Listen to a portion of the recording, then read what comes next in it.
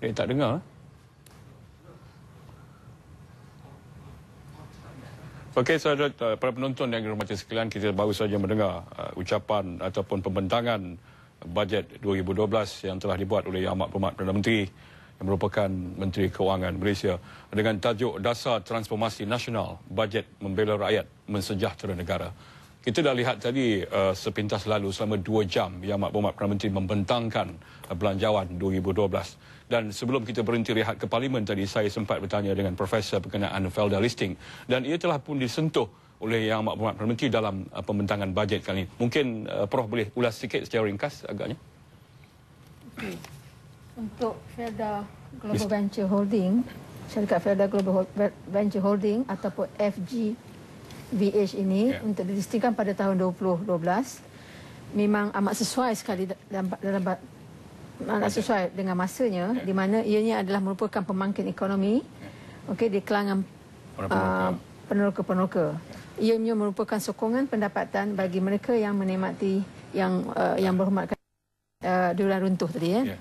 Jadi cuma apa yang kita ingin peringatkan bahawa diulang runtuh yang dimasukkan di sini haruslah dibelanjakan dengan cara hemah sebagaimana yang kita telah katakan tadi ya. Jadi pandai-pandailah kita mengagihkan pendapatan yang kita dapat tadi untuk bukan masa sekarang, masa kini, tapi juga masa hadapan. Terima kasih Prof. Dan kita lihat juga Perdana Menteri telah menyentuh perkara-perkara penting. Saya rasa kita telah mendapat sepenuh-penuhnya maklumat yang telah dibentangkan tadi yang menyentuhi soal pendidikan di mana anak-anak kita dan keluarga yang punya tanggungan ramai mendapat pengecualian cukai dari segi buku dan sebagainya. Begitu juga pembangunan infrastruktur luar bandar termasuk di kawasan Felda, di kawasan estate dan kampung-kampung dan sebagainya. Dan juga habuan penjawat awam dalam skim saraan baru mereka dan sebagainya. Ini termasuk juga pesara-pesara kerajaan, golongan-golongan profesional dan juga semua pihak nampaknya disentuh dalam bajet ini, termasuk kalau kita lihat tadi pemandu teksi contohnya, pesara awam, profesional dan sebagainya. Ini akan diulas oleh panel sebentar lagi. Jadi saya terus kepada doktor, apa rumusan yang dapat doktor simpulkan daripada pembentangan secara khususnya tadi? Silakan.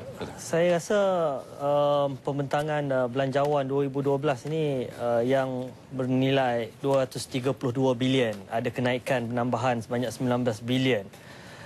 Sebenarnya seperti mana yang ramai sudah membuat telahan bahawa dia akan menjadi suatu belanjawan yang dinanti-nantikan. Dan mungkin kalau orang nak kata gula-gula pun mungkin gula-gula yang baik sebenarnya. Tetapi satu aspek yang kita kena ingat yang saya rasa amat bersyukur sekali ialah prinsip maqasid asy-syariah tadi yang kita sebutkan. Bahawa kaila yakuna dulatan bainal aghniya minkum. Kekayaan itu tidak harus berlega sekitar orang kaya saja. Diterjemahkan dalam bajet kali ini. Seperti mana yang Datuk sebutkan tadi, bahawa dia bukan hanya merujuk kepada golongan elit, usahawan-usahawan atasan, tetapi juga golongan marhain di peringkat bawahan, daripada peringkat sektor awam maupun sektor swasta, orang di bandar maupun di luar bandar. Dan kita boleh lihat bahawa secara spesifik Datuk Seri Najib menyentuh soal bagaimana kaedah untuk berhadapan dengan ataupun strategi dalam menangani kos sara hidup, yang saya kira ini perkara yang kita bincangkan daripada awal. Secara jangka masa panjangnya kita harus mempersiapkan dari segi food security umpamanya, dan jaminan makanan bagi seluruh rakyat melalui dasar disebut sebagai dasar agro negara kalau tak silap 2011 sampai 2020.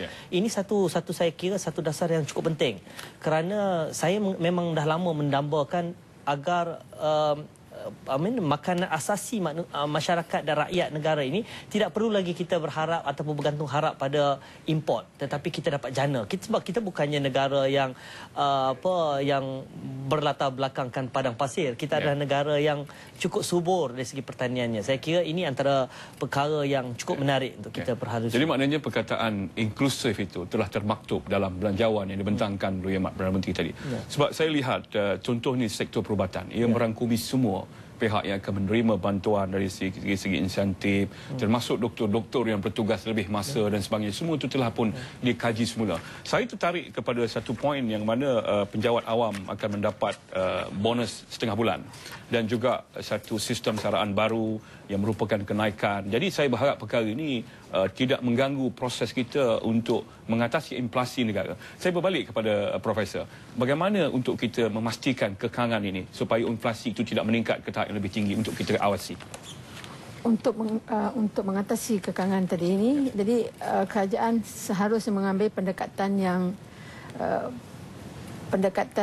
yang memerlukan kerjasama antara swasta dan kerajaan, di mana salah satu daripada contohnya ialah tadi BLR tadi yang kita bincangkan tadi harus diperketatkan. Maknanya tidak sewenang-wenangnya dengan diberi kelonggaran untuk menaikkan, ya, itu salah satu daripadanya. Dan juga pemantauan harga-harga yang ada di pasaran juga patut dilaksanakan tadi, ya, dengan serius. So maknanya kerjasama di antara kerajaan, di antara rakyat dan kerajaan perlu supaya kita dapat membendung gejala inflasi yang akan memberikan keburukan kepada semua rakyat Malaysia.